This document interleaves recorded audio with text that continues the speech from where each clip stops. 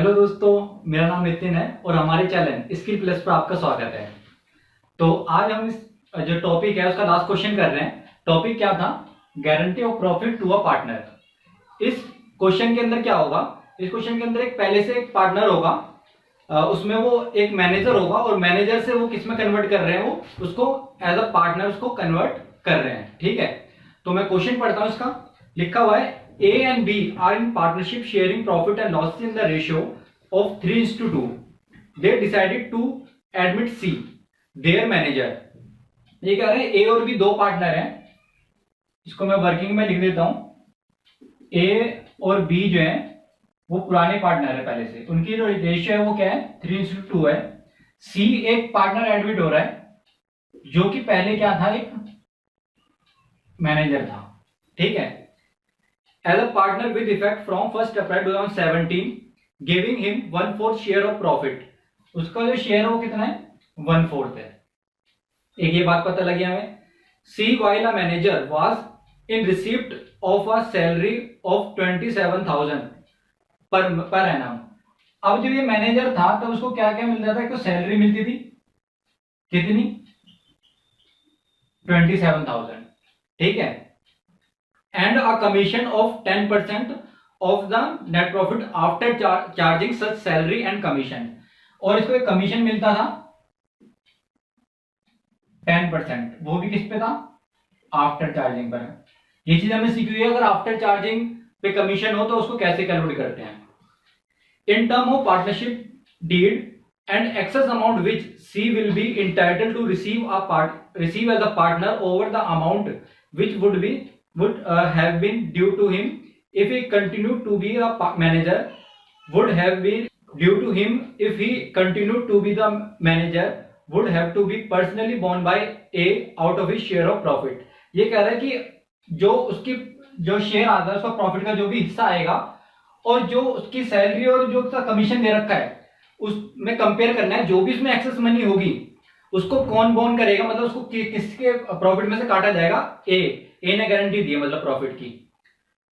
Profit for the year ending 31 March 2018 amounted to 2,25,000। जो profit दे रखा है वो दे रखा है 2,25,000। You are required to show profit and loss appropriation account for the year ended 31 March 2018। तो सबसे पहले कैलकुलेशन कर लेते हैं। पहले देख लेते हैं कि सी की सैलरी तो हमें दे रखी है, लेकिन उसका कमीशन कितना था जब वो मैनेजर था। अगर बात ध्यान से देखे जाए तो अगर प्रॉफिट 2,25,000 है, ठीक है, इसको मैं यहां लिख देता हूं बाय पीएनएल। ये नेट पीएनएल अकाउंट से आया है, इसको क्या बोलेंगे? 2 लाख। ठीक है, 2,25,000 का ये प्रॉफिट है। अब हुआ क्या? जब मैनेजर था, अब मैनेजर का हमें पता है जब मैनेजर की सैलरी और कमीशन जो होती है वो पीएनएल अप्रोप्रिएशन अकाउंट में नहीं आती है, क्योंकि ये जो पीएनएल अप्रोप्रिएशन बनता है ये सिर्फ किसके लिए बना है? पार्टनर्स के लिए। ठीक है, इसका मतलब अगर वो मैनेजर होगा तो उसकी इन दोनों का ट्रीटमेंट कहां हुआ होगा? सैलरी और कमीशन का पीएनएल अकाउंट के अंदर। अब पीएनएल अकाउंट के अंदर हुआ होगा, इसका मतलब है कि प्रॉफिट में से सैलरी और कमीशन की वैल्यू कम हो गई होगी, क्योंकि ये जो है एक तरह के एक्सपेंस है कंपनी के लिए। ठीक है, और प्रॉफिट कितना है? 2,25,000। पहले देख लेते हैं कि हमारी कमीशन कितना आया है। सैलरी तो हमें पता है, सैलरी हमें गिवन है 27,000। ठीक है, अब 27,000 पहले इसमें से माइनस करेंगे, क्योंकि एक तरह का एक्सपेंस है, तो वैल्यू निकल के आती है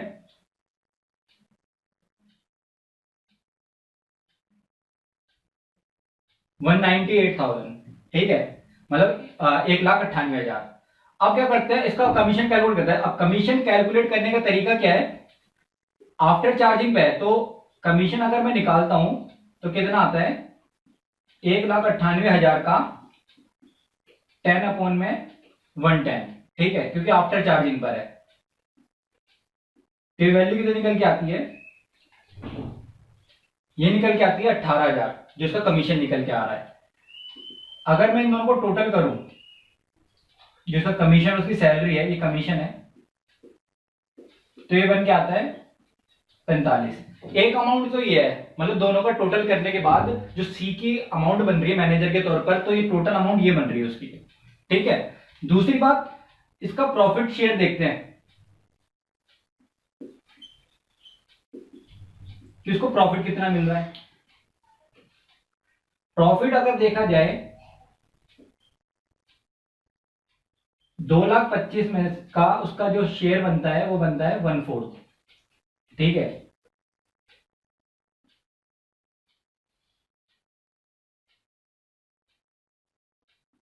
और इसकी अमाउंट बनती है 56,250। ये कब के, जब उसको प्रॉफिट में से हिस्सा मिल रहा है। ठीक है, अब इन दोनों में कंपेयर करना है, तो एक्सेस अमाउंट कितनी बन रही है, तो इस अमाउंट को माइनस करते हैं। 56,250 में से 45,000 क्या करेंगे, माइनस करेंगे एक्सेस अमाउंट देखने के लिए, जो उसकी गारंटी का जो हिस्सा बनता है।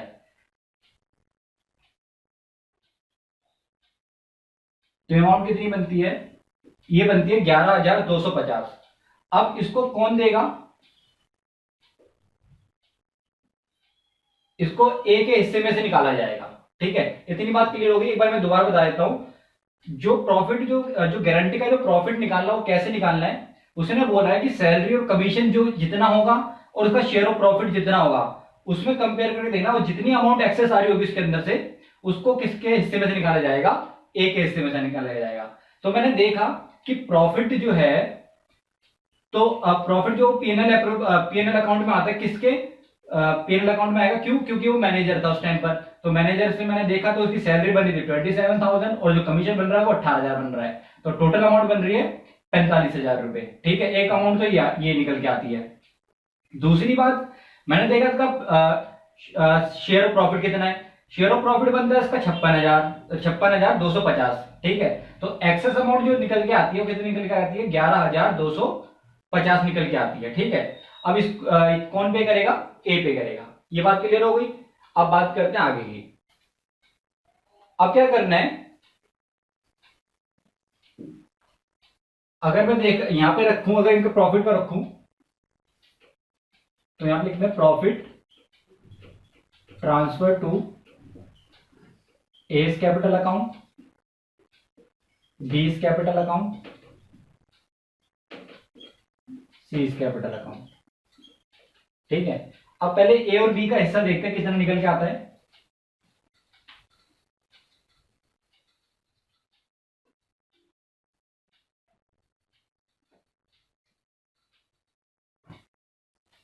अगर मैं ए का शेयर निकालूं प्रॉफिट का, तो यहां ध्यान देना, अब की बार 2,25,000 में से निकालना है, क्योंकि 2,25,000 में से जो इनकी सैलरी और कमीशन थी वो वैल्यू हटी होगी। क्योंकि वो क्यों हटी होगी, क्योंकि वो पीएनएल अकाउंट में जाके ट्रांसफर हुआ था, और जो मैनेजर था, तो मैनेजर से उसकी सैलरी और कमीशन बना था सी का, जिसकी वजह से प्रॉफिट की वैल्यू क्या हो गई थी, कम हो गई थी। ठीक है, अब हम अगर कम करते हैं 2,25,000 में से 45,000 अगर हटाते हैं पहले, तो प्रॉफिट निकल के आता है 180। इसका मतलब 180 में से इसके प्रॉफिट का मतलब शेयर निकालना पड़ेगा ए का, तो इसका शेयर बनता है 350। ठीक है, इसी तरह बी का निकालेंगे, क्या करेंगे हम, बी का भी शेयर निकालेंगे। यहां लिखते हैं बी शेयर ऑफ प्रॉफिट 180 में से कितना आएगा उसका हिस्सा, 250। ठीक है, तो अगर देखा जाए एक इसका वैल्यू निकाली जाए,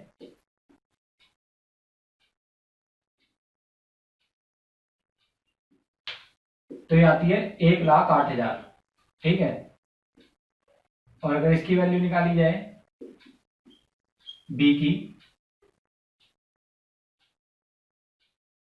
तो ये आती है 72,000।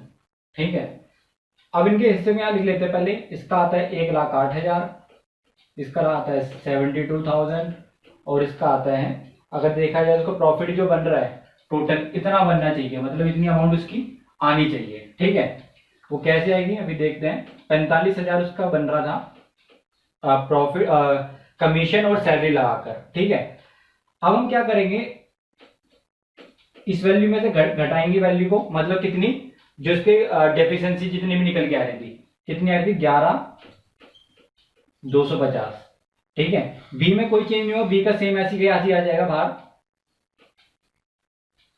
और सी के अंदर ए में जो ट्रांसफर हुआ है, transfer from A, transfer to C, यहाँ पे 11,250 ऐड कर देते हैं, जिससे कि वैल्यू क्या निकल आएगी 56,250, इसमें से वैल्यू घटा देते हैं।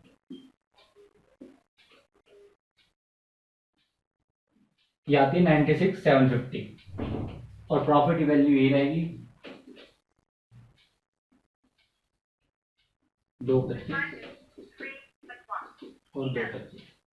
ठीक है, तो इस क्वेश्चन में यही था कि हमने क्या करा, जो सी का था पहले उसके मैनेजर के तौर पर देखा कि सैलरी और कमीशन कितना बन रहा है, और जो पार्टनर बन रहा उसका उस टाइम पे शेयर कितना बन रहा है, उसमें से एक्सेस अमाउंट निकाली, और एक्सेस अमाउंट कौन पे करेगा, ए पे करेगा।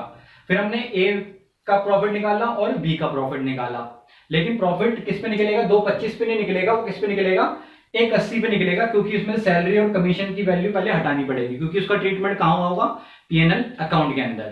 ठीक है, उसके बाद जो शेयर निकलेगा उसमें से वैल्यू को हटाना है, ए में से और सी में जाकर ऐड कर देना है। तो ये इस क्वेश्चन में सिर्फ नया यही था कि अगर कोई मैनेजर है उसको एज अ पार्टनर ट्रीट कर रहे हैं तो उसको कैसे उसको सॉल्यूशन होगा। तो इन क्वेश्चनों में यही था। तो हमने जो थे इसके टॉपिक्स जो है ऑलमोस्ट सारे कवर हो गए हैं, जो कि हमने पास्ट एडजस्टमेंट पढ़ा था, गारंटी पढ़ लिया है। ठीक है, इंटरेस्ट ऑन ड्राइंग्स थे, इंटरेस्ट ऑन कैपिटल थे, पीएनएल अप्रोप्रिएशन के फॉर्मेट थे, उनके क्वेश्चंस थे। तो इस चैप्टर में सिर्फ इतना ही है, मिलेंगे अपने नेक्स्ट चैप्टर में। तो तब तक के लिए बाय।